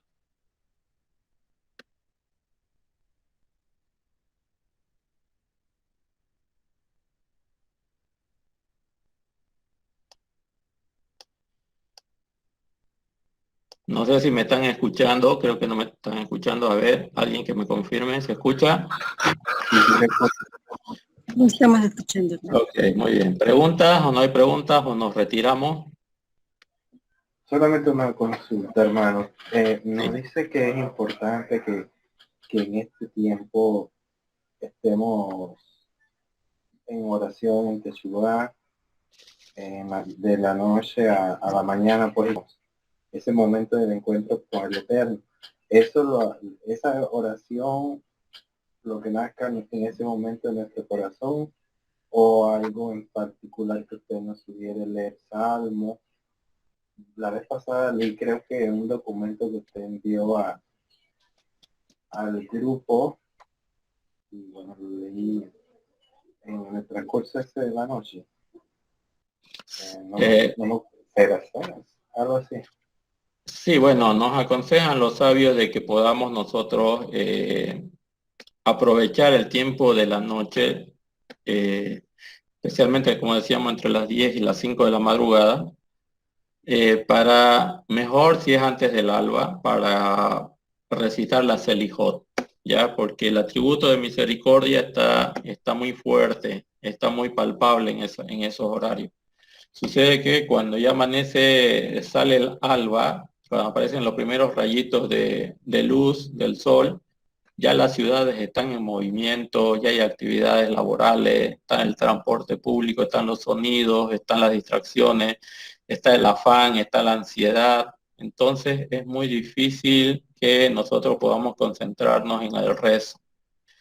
Y entonces, en ese momento, fíjense que cuando usted está durmiendo, cuando usted duerme, según la explicación que nos dan los sabios, cuando uno duerme, es como si el alma de la persona se separa por unos instantes del cuerpo y cuando uno despierta, el Eterno se la devuelve. Esos horarios de sueño que usted tiene es cuando su alma se eleva. Por eso se nos recomienda en este horario poder hacer las plegarias cuando nuestra alma también se puede llegar a elevar a niveles muy elevados para alcanzar misericordia. Eso no quiere decir que usted no lo haga en el día. No quiere decir que usted no seleccione un horario en el día y lo haga. Lo puede hacer, pero nos aconsejan los maestros, ¿no? de Israel, nos aconsejan hacerlo en los horarios de tranquilidad, en los horarios que tienen que ver entre las 10 de la noche y las 5 de la madrugada. Por dar algún tiempo, puede ser que en algunos lugares aclarezca el sol, no sé, 5:30, 4:30, no sé, pero tratar de hacerlo antes de que de raye el alba, digamos. Eso es lo que se nos aconseja. Y las oraciones pueden ser esas oraciones que tenemos los Sidurim, el Selijot, pero si usted no está empezando en esto, no maneja muy bien la Selijot o el Sidur, no importa. Usted puede en sus propias palabras expresarle al Eterno su necesidad de poder rectificar algunos errores, algo que usted haya ido identificando en su alma, que se vaya corrigiendo, que el Eterno lo perdone por por situaciones en las que usted ha pasado, obviamente transgrediendo su voluntad, y con seguridad que en estos días el Eterno está presto a escuchar nuestros rezos y nuestras plegarias. Eso sería, estimado Edibardo. No necesariamente estamos diciendo que utilicemos un sidur o que es obligatorio, ¿no? Pero nos ayudan. Cuando nosotros leemos un sidur con buena intención, entendiendo lo que estamos leyendo, es hermoso. Pero hay algunas personas que no les gusta leer mucho porque no le entienden. Es preferible que lo hagan en sus propias palabras.